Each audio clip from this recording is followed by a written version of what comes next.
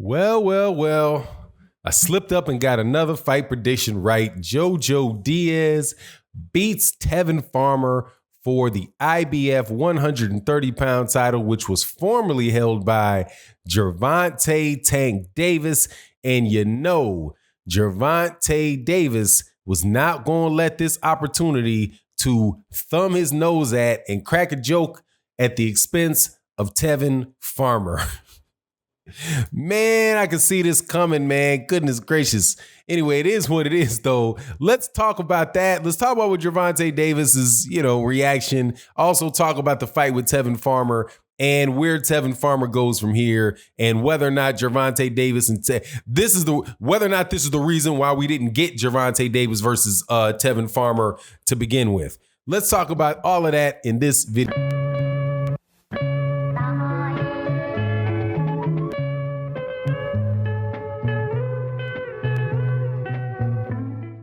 All right, welcome back to the channel, Fanon's International Boxing Channel. Man. Tevin Farmer. Miss Farmer. You got your whooped by JoJo Diaz, man. And I knew it was coming. That was just a bad matchup for Tevin Farmer, man. And then on top of it, Tevin Farmer just did so many things, man, that made it even harder on him in that fight. So he lost his belt. JoJo Diaz, like I thought, was going to make it hard for Tevin Farmer to slip and dodge and slip and look cute defensively and then come back and land a couple shots, because JoJo Diaz punches in combinations, man. JoJo Diaz cuts the ring off. He cuts the ring off fairly well.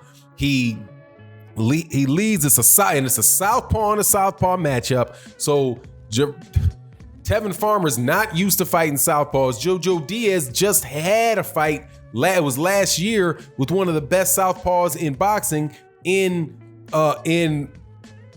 Gary Russell Jr., who fights in a similar style to Tevin Farmer.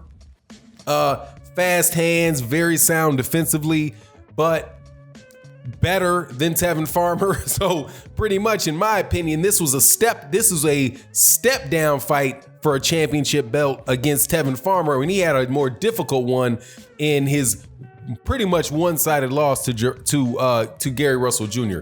So I figured pretty much, that was how this fight was going to play out, and that is how the fight played out. JoJo Diaz would start up top. He'd start up top and then finish at the body. Other times he start at the body and finish up top, but he was working Tevin Farmer's body from the very beginning. For some reason, Tevin Farmer decided that he needed to get in close and push JoJo Diaz back. And his trainer was saying, he can't do anything when you push him back. But that wasn't true. He was landing a lot of shots when Tevin Farmer was trying to stand in there and fight with him. Just all around, just a very, very odd approach that Tevin Farmer and his team took to that fight. But I don't necessarily think that that's the main reason why he looked he looked bad last night. You fighting 5 times a year, you will get worn out. Fighting 5 times a year, you're fighting a fresh fighter. You fight 2-3 times a year, I understand that, but man, Tevin Farmer, and this is an observation that they made in the telecast, was that you're fighting you defended your title 5 times already within a year.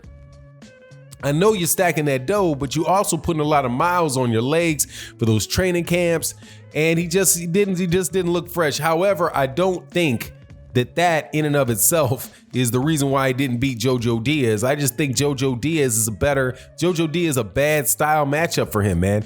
I could compare it in the video that I did about it, where I said, he's gonna lose to JoJo Diaz, is the Floyd Mayweather Jr. Jose Luis Castillo deal, where fight, the comparison that I made, man, where it's like, look, if he can pressure and stay on top of Tevin Farmer like Jose Luis Castillo did to to Floyd Mayweather Jr. in their fight, he's going to beat Tevin Farmer. And but the difference between Tevin Farmer and Floyd Mayweather Jr. is this: Floyd Mayweather Jr. has enough pop on his punches to keep you off of him. Tevin Farmer does not. Tevin Farmer does not have the physical strength. He doesn't have the punching power to keep somebody away from him, even a guy that's moving up in weight. But the idea that JoJo Diaz, who was moving up in weight, was at a big size disadvantage against Tevin Farmer, I don't even think that was true, because JoJo Diaz looked like he was really sucking himself dry, making 126 pounds. So no, man, I just thought that was a bad, all the way around a bad situation. Also, I do believe that if Lou DiBella had the choice, he wouldn't have made that fight. But now we see why. And Gervonta Davis was laughing at him, dog. Gervonta Davis put the laugh emojis up there. He said, screenshot this. This is easy work. That's what Tevin Farmer put on his Twitter. Says, screenshot this. JoJo Diaz early easy work. And then Gervonta Davis put that same tweet, retweeted it, and said with the laugh on it, man. He was talking about, man, don't walk out there with them glasses, because Tevin Farmer had these crazy looking glasses on, sunglasses in the locker room, man. Tevin Farmer was feeling himself. He's playing the part, man. But that was not gonna work well.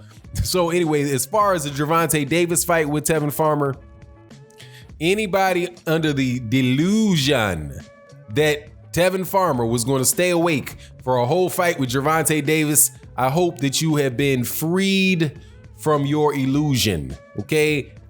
I hope that you have seen that there ain't no way on it, because that JoJo Diaz was not going to put the same type of work on him that Gervonta Davis is.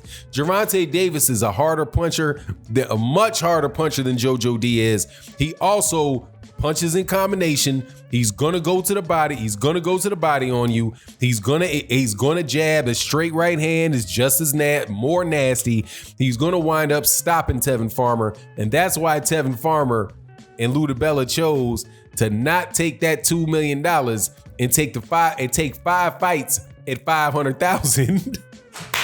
He said, nah, we can take the $2 million for this, or we can take 5 or 6 fights for $500,000. Let's take the 6 fights for $500,000 and just get them all done.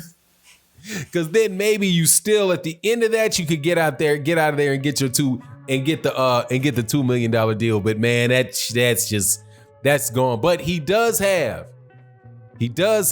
Tevin Farmer, does have a rematch clause. So hopefully this is what Tevin Farmer will do. Tevin Farmer will take off at least 6 months. Take 6 months off, okay, and have the rematch in 6 months. Let your body recover. Rest, okay, rest.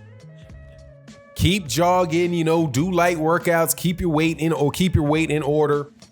Whatever you got to get a strength and conditioning coach, Yeah, go hire Mimo Heredia. I don't know if they can afford it over there at man, I shouldn't be cracking DiBella Entertainment jokes, man, but hey man, get you a good strength and conditioning coach. Come back a little stronger, come back fresh, come back being able to move, and stick a hard jab on that dude. Stick a hard double jab up top, double up your jabs, but make them sharp, make them crisp. Jab, right hand, and get out, dude. You're gonna have to do something on JoJo Diaz like Anthony Joshua did to Andy Ruiz. You're gonna have to play and really believe that you are the slick fighter. The first fight, he came in there with the Leonard, the Ray Leonard Duran one approach, which was, hey man, I'm gonna beat this guy moving and weight up and show him that I'm the big guy. He's coming up from 126 to 130. I'm gonna show him that I'm the big guy. Nah, that didn't work with Sugar Ray Leonard and Duran. Okay, What worked was the second one. He's like, okay, now you're not going to hit me. Now I'm going to jab you. I'm going to piece you up. I'm going to get in. I'm going to get out. Hopefully you can catch JoJo Diaz slipping, eating a couple too many tamales and get your belt back. I don't see it happening, but there's a possibility that it could happen. Also, man, stay away from Miguel Burchelt if you're going to fight like that. Anyway, it is what it is. You let me know what you think in the comment section. And with that, we're out. Double deuces.